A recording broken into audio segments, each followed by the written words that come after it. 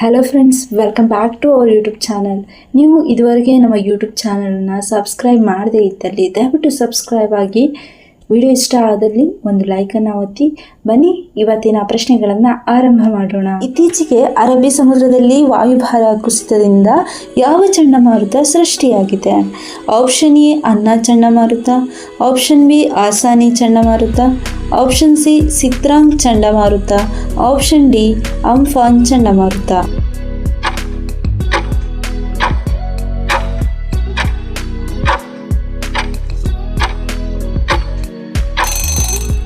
ಸರಿಯಾದ ಉತ್ತರ option A ಅನ್ನಾ ಚಂಡಮಾರುತ. ಪ್ರಶ್ನೆ ಸಂಖ್ಯೆ 2. ಇತ್ತೀಚೆಗೆ ಗರುಡ ಪದ್ಧತಿಯ ಶಿರಚ್ಛೇದನ ಸ್ಮಾರಕ ಶಿಲ್ಪ ಎಲ್ಲಿ ಪತ್ತೆಯಾಗಿದೆ? Option A Mandagadde, option B Shravanabelagola, option C Thirthahalli ತಾಲೂಕಿನ ಅರಗ, ಆಪ್ಷನ್ ಡಿ ಮುರುಡೇಶ್ವರ ಕರ್ನಾಟಕ.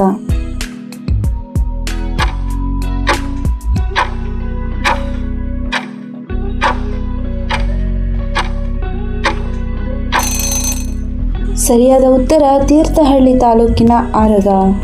ಪ್ರಶ್ನೆ ಸಂಖ್ಯೆ 3. ಕೇಂದ್ರ ಸರ್ಕಾರವು ನವೋದ್ಯಮಿಗಳಿಗೆ ಸಹಕಾರಿಯಾಗುವಂತೆ ಯಾವ ತೆರಿಗೆಯನ್ನು ರದ್ದುಪಡಿಸುವಂತಹ ಘೋಷಣೆ ಮಾಡಿದೆ? ಆಪ್ಷನ್ ಎ ಕಾರ್ಪೊರೇಟ್ ತೆರಿಗೆ, ಆಪ್ಷನ್ ಬಿ ಸೇವಾ ತೆರಿಗೆ, ಆಪ್ಷನ್ ಸಿ ಆದಾಯ ತೆರಿಗೆ, ಆಪ್ಷನ್ ಡಿ ಏಂಜಲ್ಸ್ ತೆರಿಗೆ.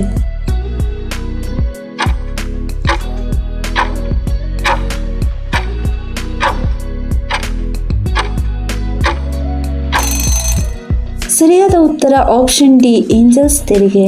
ಪ್ರಶ್ನೆ ಸಂಖ್ಯೆ 4. ಯಾವ ರಾಜ್ಯ 63ನೇ ಮುಕ್ತ ರಾಷ್ಟ್ರೀಯ ಅಥ್ಲೆಟಿಕ್ ಚಾಂಪಿಯನ್ಶಿಪ್ ರಿಲೇನಲ್ಲಿ ಬಂಗಾರ ಪದಕವನ್ನು ಪಡೆದುಕೊಂಡಿದೆ? Option A Karnataka, option B Gujarat, option C Rajasthan, option D Odisha.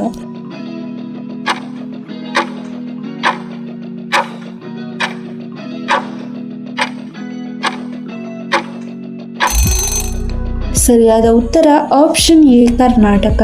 ಪ್ರಶ್ನೆ ಸಂಖ್ಯೆ 5 ಹಾಗೆ ಕೊನೆಯ ಪ್ರಶ್ನೆ. ಯಾವ ತಂಡ 2024ರ ಮಹಾರಾಜ ಟ್ರೋಫಿಯನ್ನು ಗೆದ್ದಿದೆ? Option A Bengaluru blasters, option B Hubballi tigers, option C Mysuru warriors, option D Shivamogga Lions.